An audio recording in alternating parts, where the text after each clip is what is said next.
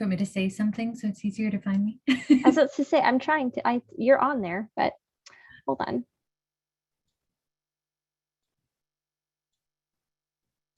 There we go.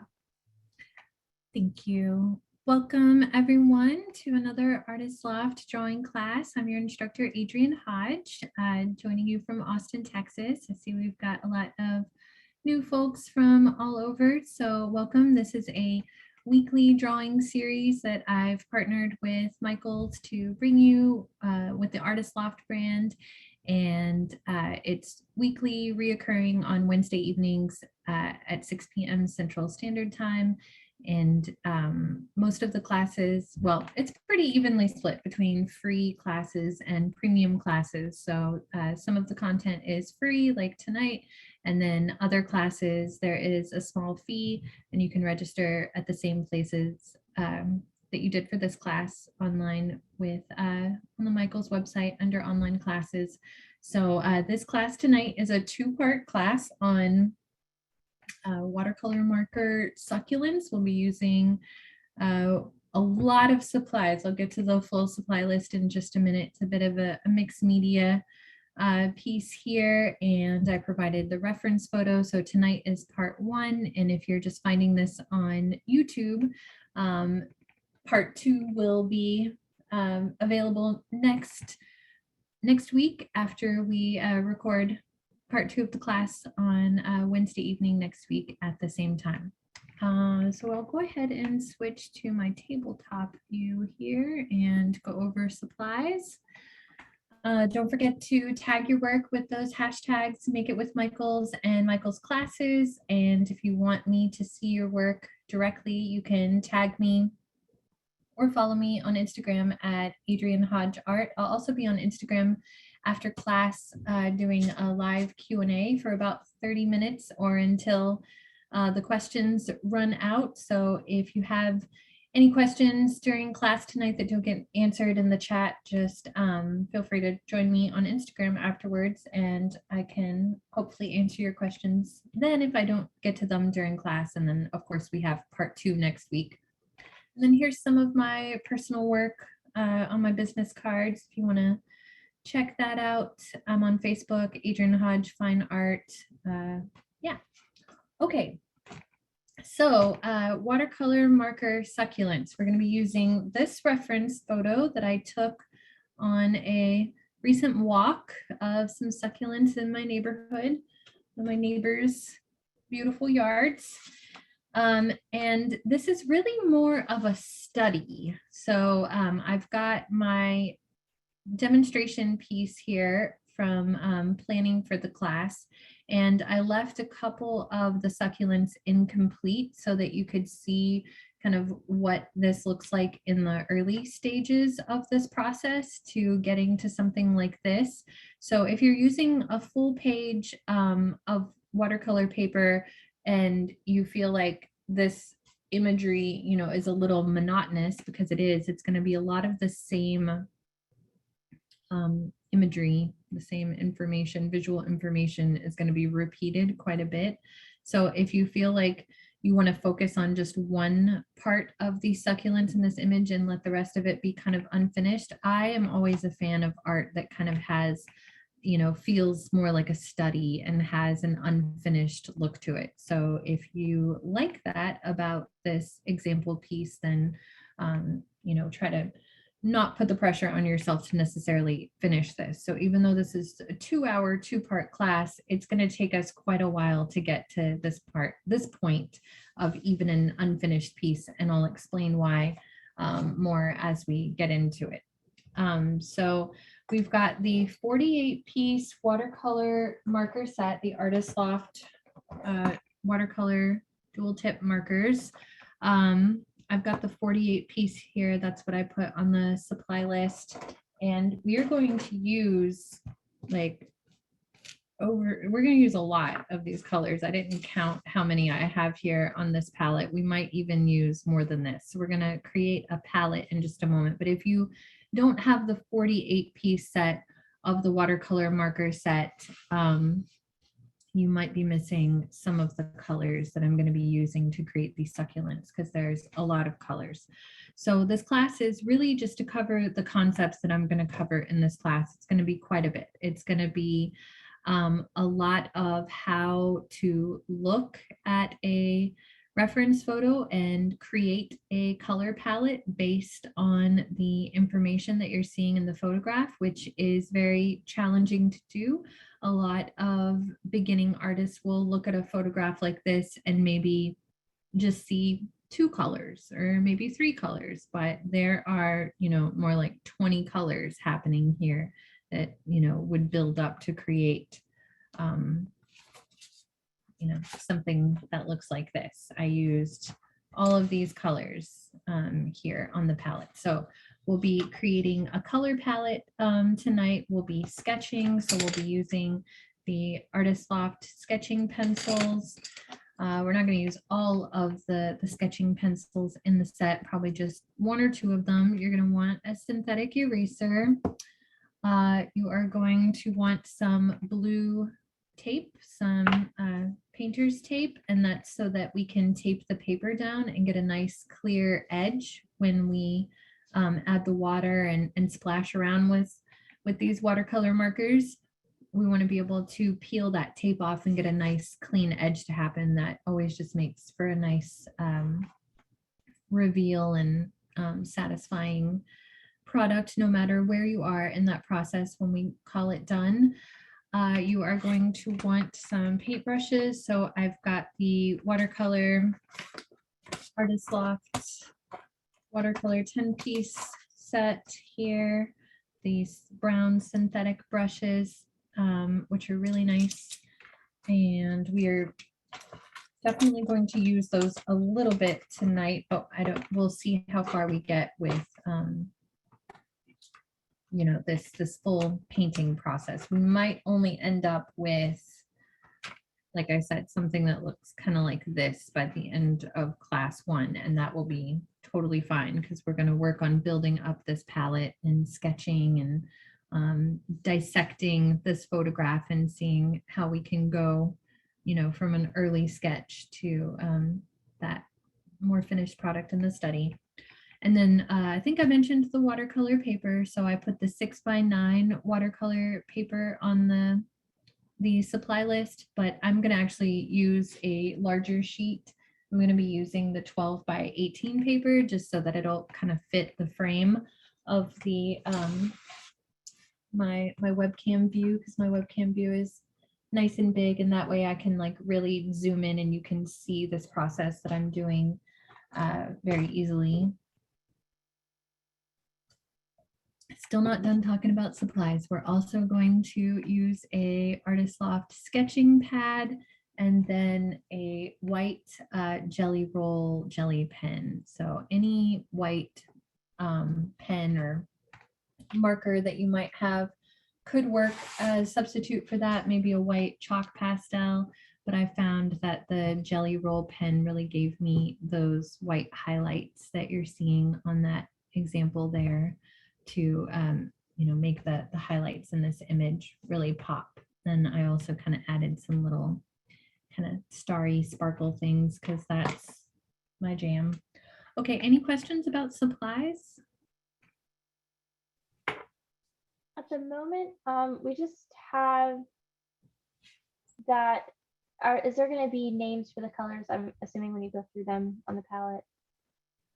Yes, numbers and names or something. Say the names, yes. Well, actually, are there names on the colors? I was assuming there are, and then I realized there are not. So yeah, I'll just call them how they look. To me, it may not necessarily, I know that's like, if I say lavender, purple to my daughter, we can get into a semantic argument for for quite some time over what is a lavender purple to her and what is a lavender purple to me. But I'll show it on screen and I'll give it a label, and then we'll put it on the palette, and hopefully that will help. But they don't have names on them. I just noticed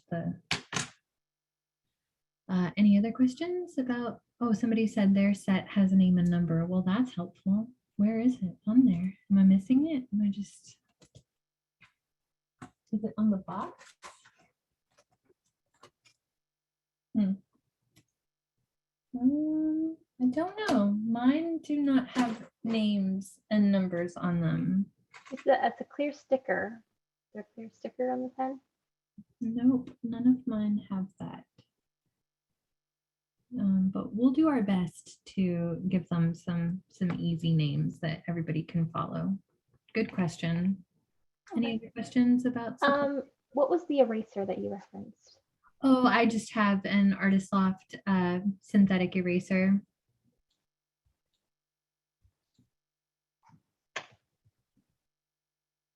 I saw somebody said maybe it's on the top and bottom. No, I don't. It's not anywhere on there. I'm assuming you probably have had this set for quite a while, Adrian. Yeah. That's probably why. Oh, you know what? That's right. If it's a sticker, it might have come off. Well, no, I purchased them. I mean, I've honestly, I've only used them to make this example. I've had them within the last year, but I did buy them a while back, maybe like October last year. But I didn't. Oh, that might be why. Yeah, maybe the Just newer haven't put them on yet. a newer set has labels. Well, that is good. Okay, well, I'll make sure I'm pretty straightforward as possible with the names that I use for them. Maybe somebody could chime in and tell me what that one is labeled now, although that might get kind of that might get kind of crazy. So maybe let's not do that. Anyway, all right. Well, moving on, if there's no further questions about supplies, I just want to talk about sketching and drawing these succulents just a bit. To get started here, and then we are going to tape down our watercolor paper, and I'm going to actually do the study a little bit, well, kind of use a combination of this one that I've already used, and then I might do like a little test area of colors off to the side.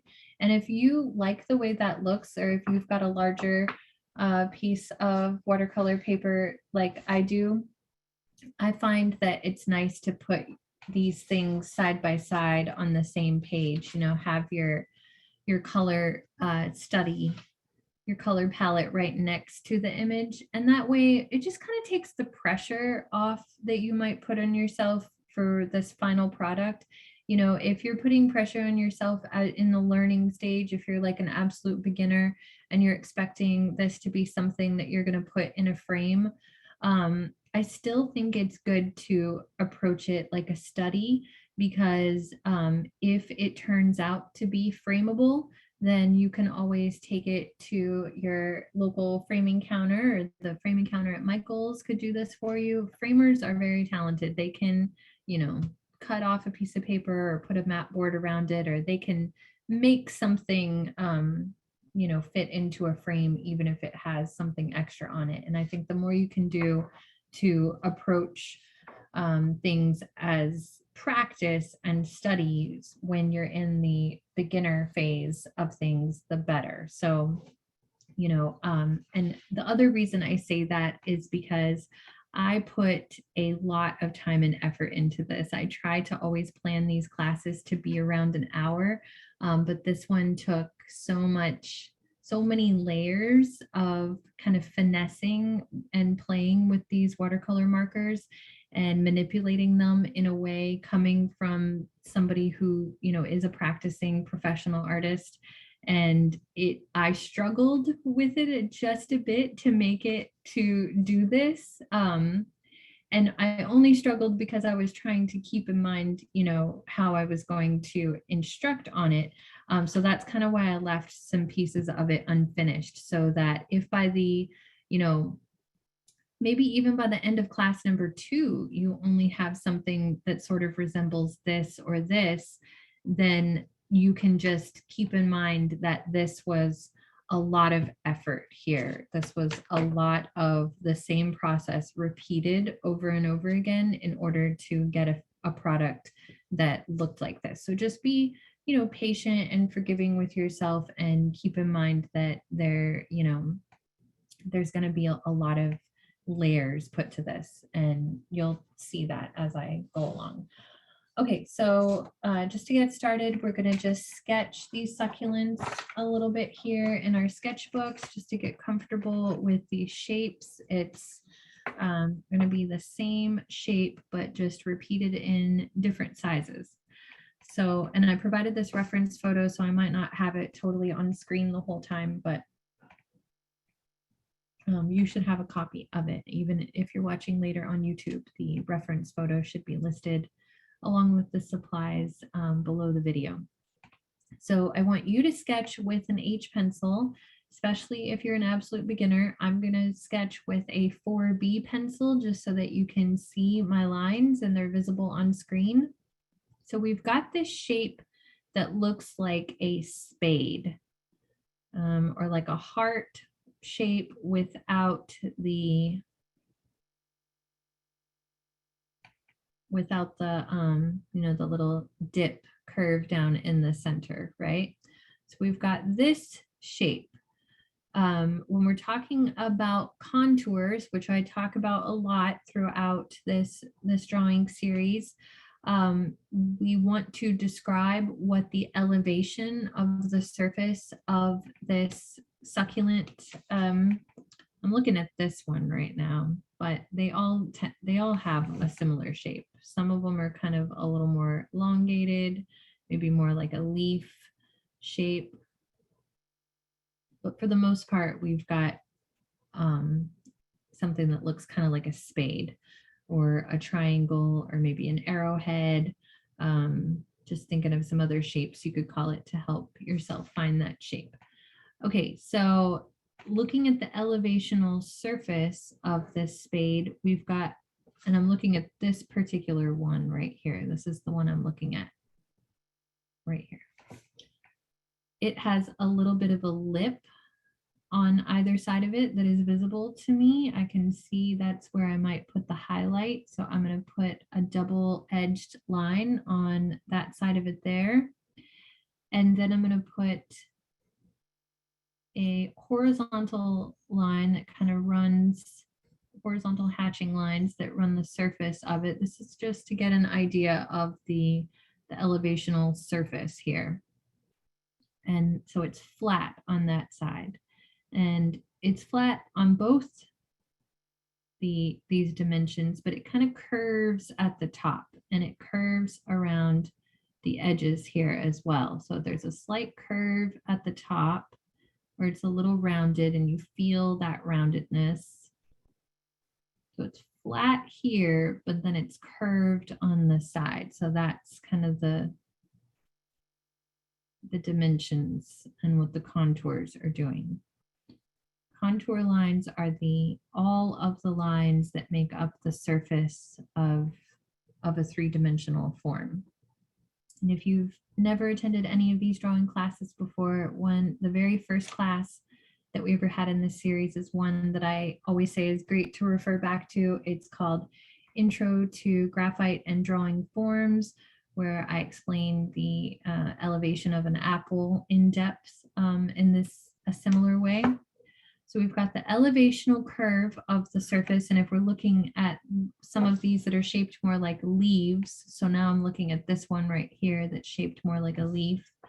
We've got that line on either side of it that still describes that it's three-dimensional and it has an edge on this side. I'm looking at that one right there. And then there's kind of a dip in the middle here.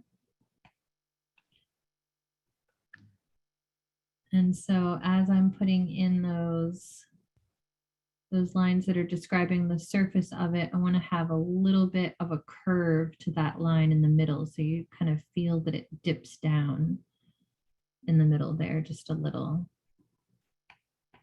And then we can also describe that by kind of letting it lift up on the side instead of it being a straight line. On either side of that dip in the middle, we'll just have a little bit of a curve happening there. And so that tells the viewer that they're looking at something that's got a little bit of a curved surface, but it's curving in opposite directions. So that helps us understand that there's a bit of a dip in the middle there. See how that looks that way? And then we've got the value, which is the shadows. So the shadows from dark to light.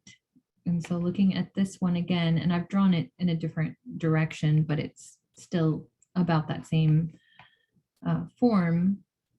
We've got a very heavy shadow on one side of it right here, shape of a shadow like that. We've got another shape of a shadow here. So if I was doing the graphite drawing of this, I might have some darker shading happening where these shadows are appearing. And just to confirm, you're drawing on the watercolor paper or regular? No, I'm just drawing in a sketch pad. So I just grabbed Okay. my sketch pad and just doing some practice sketching here of these shapes and forms. Okay, so those are pretty much the two shapes that I see repeated. And yes, they are coming at us at different angles and they've got different levels of highlights on them. And if you are struggling with just this bit of information right now, seeing, how to apply these values and contours to this, just sketching it with pencil, then it's definitely worth checking out some of the other classes in this series on really almost every class. I feel like I talk about this. So, I mean, pick a class on any subject matter that we've had up until now, and I'm going to discuss this at length, but, just with a different subject matter. But that first one on intro to graphite and drawing forms, I do it with an apple, and that would be a helpful thing to call back to. But really that is it's only necessary to have an understanding of this when we get to the point when we're starting to add our some of our different colors of layers, and especially the highlights, because the way that we're going to add certain colors is we're going to follow the the contours, and we're going to follow the value scale that we're seeing there. So the scale from light to dark. So the darker purple is going to go where that shadow was there. And the shadows don't necessarily have to, match up perfectly. I mean, we're definitely doing kind of our own interpretation of these succulents in this photograph. And if you're the type of person that wants to draw something hyper realistically, then this is definitely not the class where I'm focusing on that, because I really want us to get playful and like put our own spin on things and keep it nice and loose. I just want you to have a basic understanding of the fact that I'm going to be applying my lines in a way that follow those curves that I just described. So like if it, feels like it, like even though I just described that one as flat, the more I'm looking at it, it does kind of, let me draw it again. Now that I'm looking at it a little more closely, and now that I'm looking at it in my final one, it maybe curves down slightly. So as I'm adding the colors, I might be applying some of the colors in a way that follow those curves.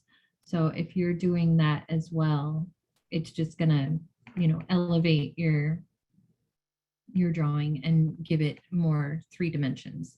So any questions about just some quick little drawing tips there?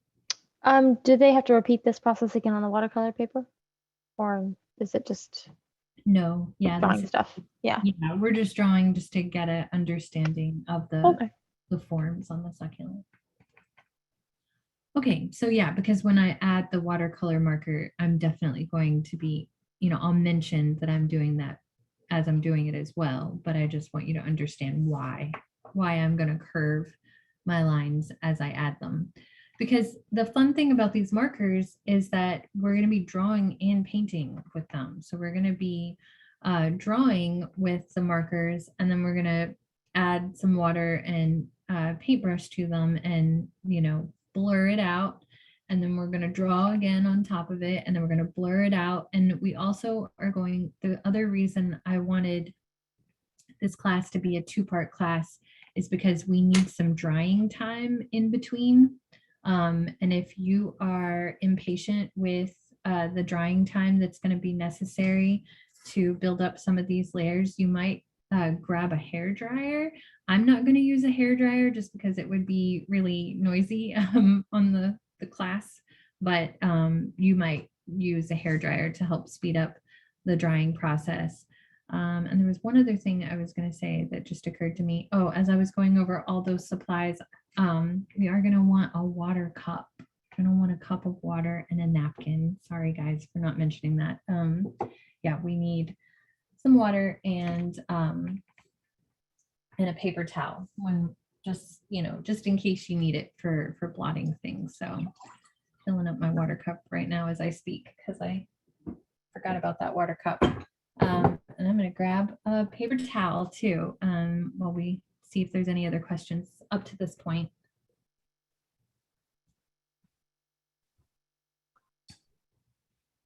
Are we going to be using the watercolor markers today? Yes. Yes. Okay. We're going to start making our palette now. And I saw somebody said they had watercolor pencils. Watercolor pencils will definitely be similar, but these are much different. We've had another class in this series on watercolor pencils, and I've used those quite a bit, and these watercolor markers are very different. So the process is similar for sure, but they just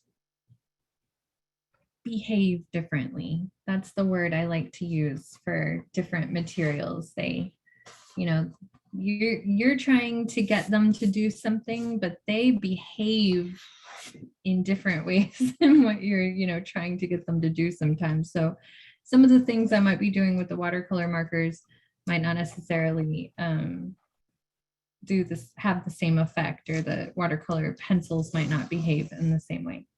Sounds like my children. Yes, exactly. Children behave differently, just like different types of watercolor drawing materials. I'm going to just put one piece of tape to divide up my area where I'm going to have my kind of color palette swatches going on one side of this paper. And then if you're using that 6x9 paper that I had on the supply list, you might put a strip of tape all the way around. Here, actually, let me scooch this over just a bit here. This side of the paper to show more than the other side. Kind of difficult to show you how I'm going to put the tape on the edge of the paper, but basically well, actually, no, I can demonstrate it this way. I'll just kind of mime it. So the way that I put the tape on to tape it to my table surface, and if you're going to use the same piece of paper for your color palette and your final piece, then you'll go ahead and tape it now. If you're using a separate piece for your color palette, then you can just tape it whenever you're ready. But I'm going to take the tape and I'm going to go half on the paper and half onto the surface of the table where I'm taping it, and try to get it nice and straight. You could also use a ruler and measure the corners of the paper to make sure that you're putting the tape down about half an inch or so. But I find that if you just hover the tape kind of half on and half off the paper, you can get a pretty straight, even tape line to happen. So I'm going to go ahead and do that now. And my tape is actually outside of my, I can raise this up so you can see a little better, but I don't want to make it too wobbly, so I'm going to actually leave it down. Any questions about taping the paper down? Nope. Okay, cool. We've done this before too for people who have been along for this entire series, which I know there are a lot of you regulars out there, and I see you and appreciate you coming back all the time. But we did this with the mixed media perspective drawing, which we I think I spent 4 classes on from start to finish. Oh dear, I just accidentally put my tape down on my reference photo and ripped it a bit. Don't do that. Don't do that at home. Okay, so I've got some tape on all edges of the paper like that, half on and half off. And then I've left a little space over here where I can do my color swatches, but then this is the area where I'll be doing my succulents. But I'm also gonna kind of reuse this as well. Okay, so let's talk about these colors in this image. This is something that I've been teaching adults for, almost 8 years. And this is something that a lot of adults struggle with. Well, kids struggle with it too, but it seems like, you know, this is like such a new concept for a lot of adults who haven't done a lot of painting and drawing or mixing colors, and just seeing these colors is very challenging. So we're just going to go through one by one and talk about the main colors that we're using here. And let me just count the ones that I have on this palette. So I have, that's all the same gray. 1, 2, 3, 4, 5, 6, 7, 8. Wait, I got off 1, 2.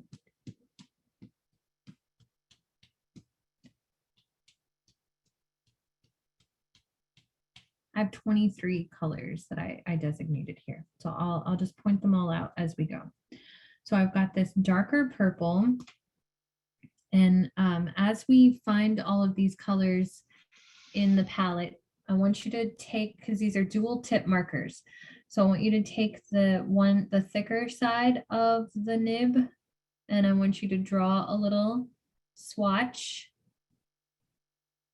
And then we're going to take one of our paintbrushes, doesn't really matter which one.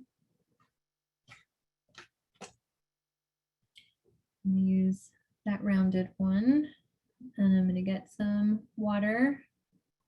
And I'm just going to paint into it and like really spread it around a little bit. So kind of drag it across the page and see what that looks like when you stretch it out. See what it looks like when you really water it down and let it bleed a little bit. Okay. And then take the fine tip point of that dual tip marker and do the same thing. And then I didn't do this with all of them, but you might also try making some different types of shading technique marks with them. We actually just talked about this quite in depth in the 2-part class on pet portraits. We talked about hatching, cross-hatching, stippling, and scribbling. So if you want a quick reference for those shading techniques, you can check out the 2-part class on pen and ink pet portraits that we just finished the last couple weeks. But we've got stippling, which is the dots that build up until they create darker values. But again, you don't need any of those other classes to follow along tonight. This is really just if you're struggling, if you're like, what is she talking about? And you're just completely in the dark, or you're having trouble, you just want to know more, but you should be able to follow along once I get rolling here. I'm just trying to explain some of the things that we'll be using. I'm going to go very step by step. But there are, I think I might have a little bit of a darker color still on that paintbrush, because that purple should not be looking that dark. Let me grab a different paintbrush. But when we add the water to it, it's going to bleed and it's going to look a little different. So there's drawing with it, and then there's adding water to make it more like you're painting with it. So try some of those other ways of making marks. So you can make lines that overlap, hatching and cross hatching lines. You can do some scribbling lines. Feel free to do that with all of them. Okay, yeah, that looks a little better. My paintbrush must have had a little bit of a darker color into it. If you're using a hair dryer to, dry things because they're still wet on your paper, one thing that you lose when you use a hair dryer sometimes is this natural like edge that happens to the colors when they bleed. And I love that. I love that little like coagulation that happens with, a lot of different water media whenever you wash it out like that. So, it looks so much different wet versus dry. So try to be patient with the process of letting those dry. Try to resist the urge to like blot that out with the paper towel and let that kind of pool there for a minute and then set in and dry. And that is really the magical process that I used to get this to look this way, is letting it kind of pool and dry. And that's again why I wanted more time for this class. Okay, so I'm not going to go through every single color on the palette and do that. I'll definitely like mention every color, but I'm not going to sit here and do the color swatches for each one because that would just be very time consuming, and I look very aware of the time and where we are in the class right now. So that was the darker purple, and then we've got a couple of different lighter purples, or at least one, and then one that I would call more of a fuchsia color, or red violet. And then, tell me if there's any colors that you're seeing in the succulents or on my palette that I don't mention, at least as we're running through the colors here. And then we've got a turquoise or a blue. And also they look very different on the paper versus how the cap color looks. They look different on the paper. They look different when you add water to them. So this is more of a cerulean blue. And if you feel like the colors that you have in your set of markers don't match perfectly, I would say just get them as close as you can, because, exaggeration never hurt anybody when it comes to art making. And think about the art greats, like we were even talking about Van Gogh before the class started, and that interactive Van Gogh experience that's traveling around right now. If Van Gogh had not exaggerated and explored colors and movement and all those processes, we wouldn't have all that wonderful art to enjoy for years and years to come. So don't, be afraid to exaggerate the colors. Okay, so I've got several different purples. I've got at least 3 different purples, a few different blues, a gray. That's the one I just put down right there. And let's see, I need a dark blue. So I've got more of an indigo blue, a cerulean blue, and then it looks turquoise on the lid, but it comes out looking a little darker than what you might expect. There's a few different turquoise markers in this set. Like this one looks a little more green. And all of those blues are going to be very necessary because there's a lot of blue on these succulents. There's a lot of blue and purple. There's a lot of gray.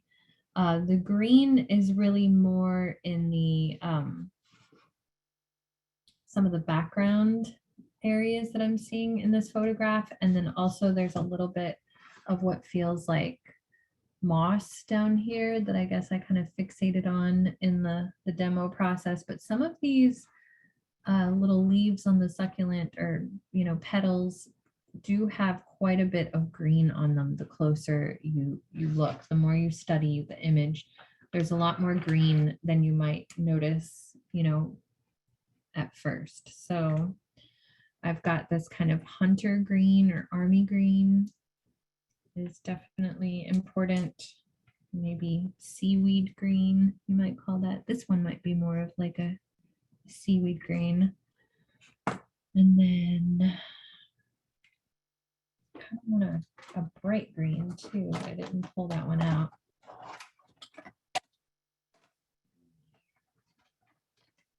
That green or one of these.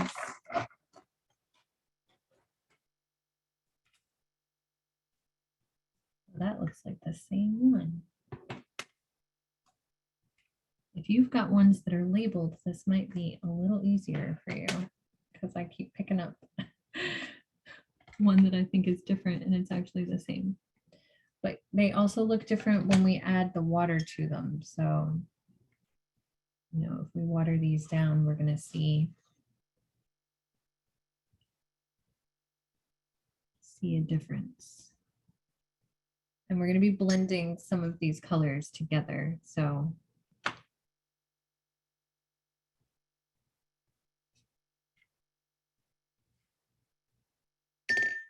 that also is going to add to it. Okay, still moving through all these colors. We've got a kind of Caucasian skin tone, pink color, looks very tannish pink there. And then we've got these browns, a lot of really lovely ochre and reddish brown colors. And those are in the shadows of a few of the petals. So, and also in the background as well. So those colors don't show up a ton, but it definitely helps push the image forward, these blues forward, by using some of those brown ochre colors in the background. So those are good to have.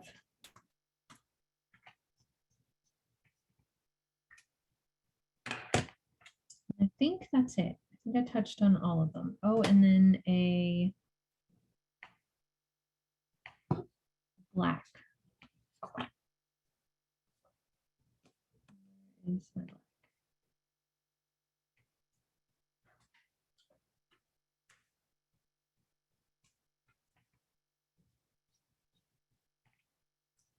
Okay, so we're going to want that black for some of our contrasted shadows as well.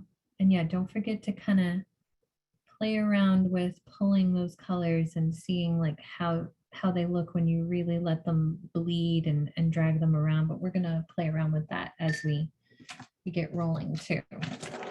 Okay, so my sketch for this succulent, watercolor marker succulent, is going to be very loose and kind of empty, and you maybe are not going to really see my lines too much because I'm going to, you know, cover this up with a lot of layers of watercolor here, so, or watercolor markers.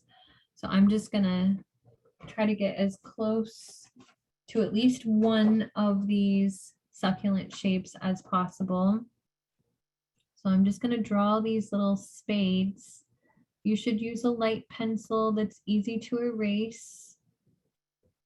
I'm using a little bit of a darker pencil so you can hopefully see my lines at least a little bit. Although, you know, we're going to be covering up these lines pretty quickly. So I don't want to go too dark and I don't want it to mess up my. So I'm leaving them just empty. I'm just kind of drawing these overlapping triangle shapes. And you don't even have to draw them. If you feel like you have a good handle on what these look like, you know, and you just want to dive in and be really loose with it, I totally support that. Don't get too bogged down with this sketch. really just want to get a sense of the overlapping that's happening. And how the leaves or petals get bigger, and some of them kind of, you know, dip and turn down. There's a lot of them that are kind of going off the page. And decide which ones you're going to focus on. And the ones that you're not going to focus on, we're going to leave them, you know, very loose.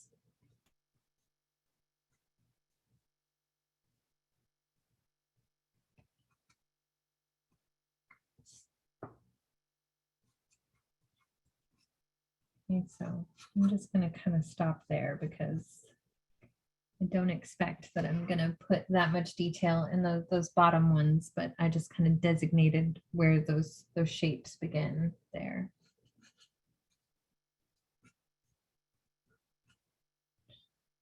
Okay, any questions up until this point? So what kind of, like, what's the best type of eraser to use? I like just a nice little synthetic eraser.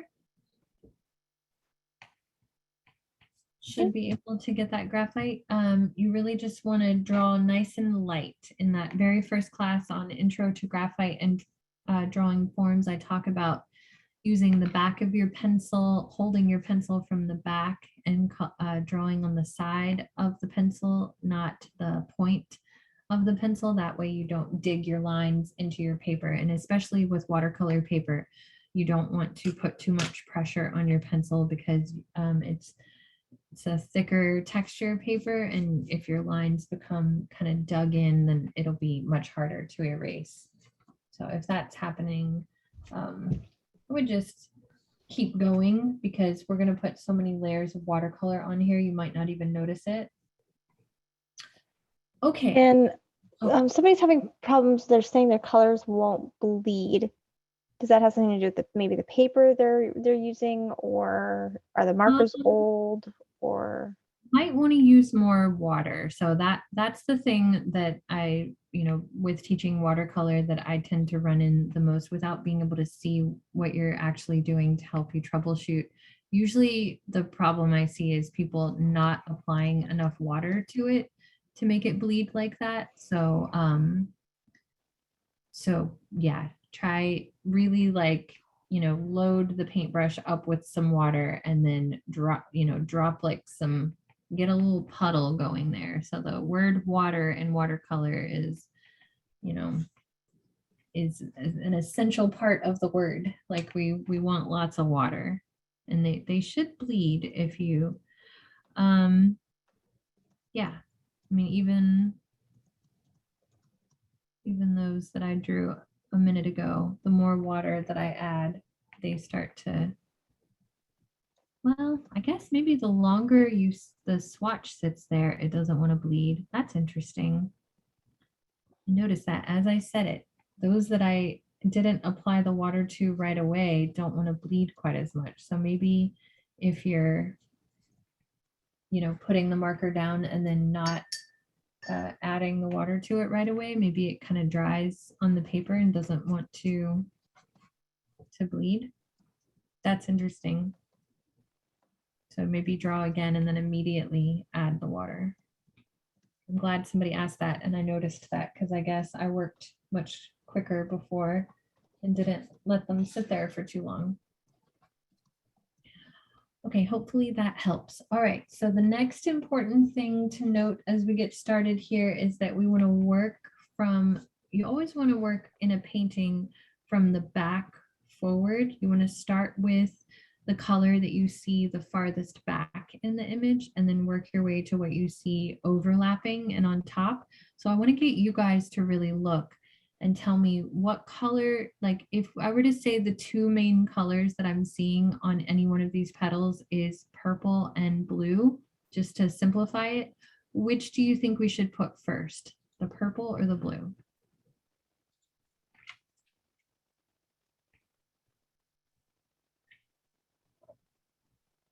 Blue, Okay, yes. lots of blue. Okay, good. Yeah, so we want to layer with our blue and then put our purple on top of it. So we're going to start with one of our turquoise blues. And I'm going to start with that one that I said, looked darker, but then it actually is turquoise. So it's, now I'm confused about which one that was. Not that one.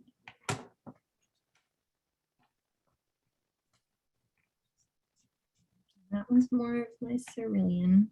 Where's my, what's this one?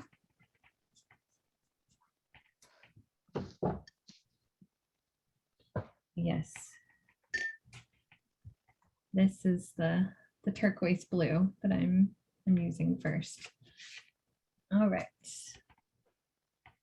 So I'm going to start by just filling up a big area of these petals. And actually I might fill up a few petals at a time and follow those contours as I'm adding that blue.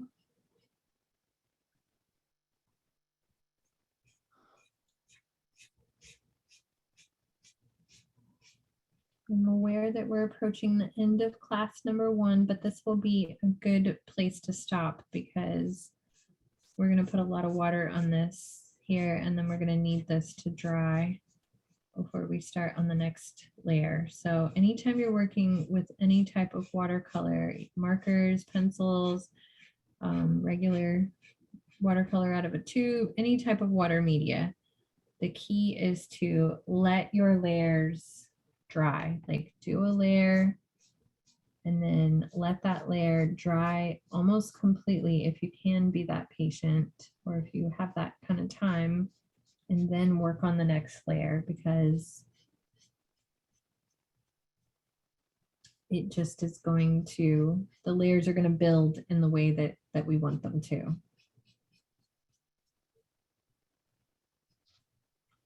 So I'm going to bleed this out in just a minute, quite a bit. When I say I put a lot of layers on this one, I was not exaggerating. It's a lot of layers. So this is just our first layer.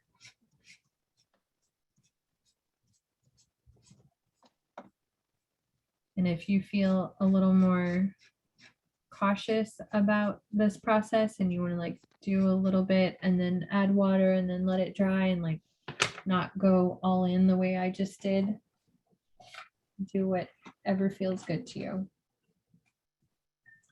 Okay, then I'm going to take my bigger rounded brush and my water, and I'm going to just really drop a lot of water on there and let that bleed and just get nice and watery.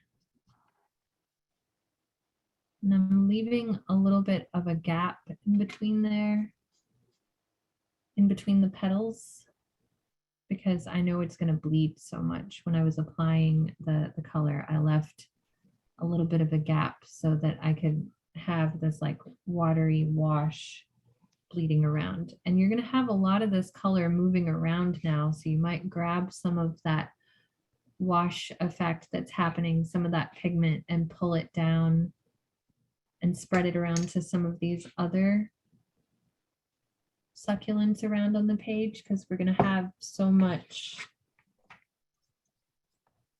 going on here, so much repetitive color and shapes that it doesn't hurt to like spread it around and keep it all moving. Also, if it got a little dark in some areas and you want to pull that out, now's the time to just, while you've got it on the paintbrush, you can easily move it to some other areas of the paper. So I know there was at least one person who said they were using watercolor pencils. This is probably the part where you're like, oh, might be a little harder to do this with the watercolor pencils, because the watercolor pencils don't really have this much pigment. The markers definitely give you a lot of pigment to move around.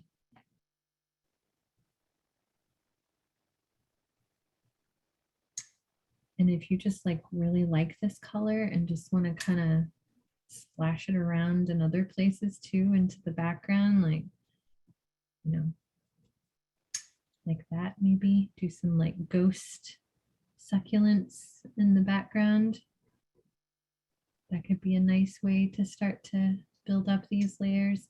And if anything kind of bleeds and drips like that just happened, let it happen. Let the bleeding and dripping of these colors happen, because that's where I think the magic lies in working with water media, is letting it behave the way that it wants to behave. And with the children analogy, that applies too, because sometimes, you know, we try to make kids behave the way we think grown-ups should behave, and it's like, let them be kids. So let them be watercolor markers. Let them do what they're doing. Okay. It will have a different effect if you do this while it's wet. But just for the sake of time, I want to at least add one more color in here. So I'm just going to grab my purple while this is still wet and let you see what happens when you apply another layer of color to it while it's wet. It's going to just immediately like drag it and bleed it around. So if you're not a fan of that, then it might be better to just let this layer dry before we do the next layer. We're probably not going to put quite as much water into like subsequent layers as we're doing now with the first and second layer, probably. Like, you might be wondering, how is she going to do this? I know I've wondered it myself. How am I going to do this on screen when we need the full drying of the layers to happen? I'm not going to let it get that wet when we get to later layers. So I'm going to kind of jump around to some different parts and, you know, have some like little side detail moments happen while we allow areas to dry. But in this first layer, I think it's good to just let all that like kind of drippy, bleedy stuff happen. So if you want to go ahead and get some purple on there and then let that bleed as well while it's nice and wet, that'll allow some of the layer of the purple to also, you know, be that, have that same effect.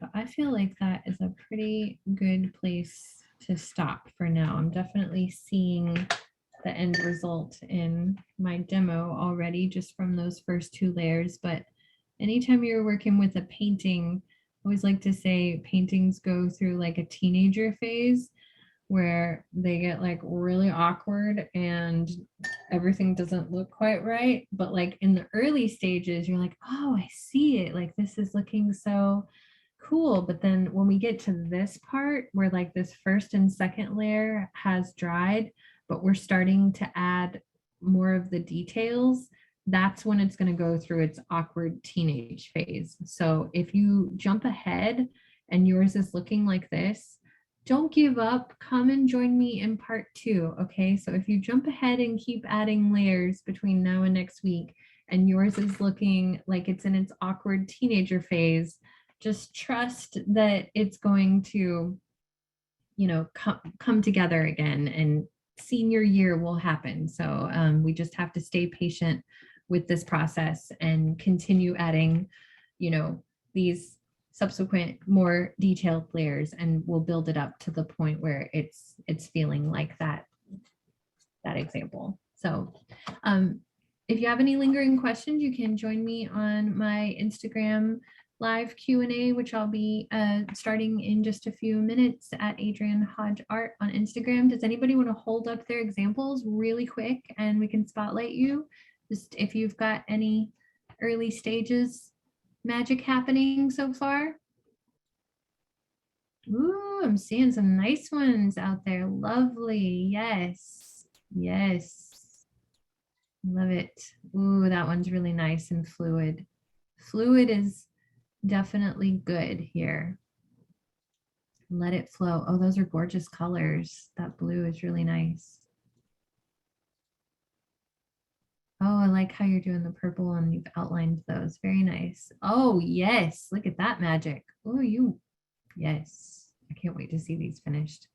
All right, I wish we could spotlight everyone. Those are gorgeous, y'all. Oh, that one's nice too. That one was nice and bleedy. And that's very nice and transparent so far. Okay, well, oh, that one's good too. Okay, I'm glad we're off to such a great start. I'll see you all next week. And yeah, come join me on Instagram Live if you want to talk about this process some more. Thank you and have a good evening.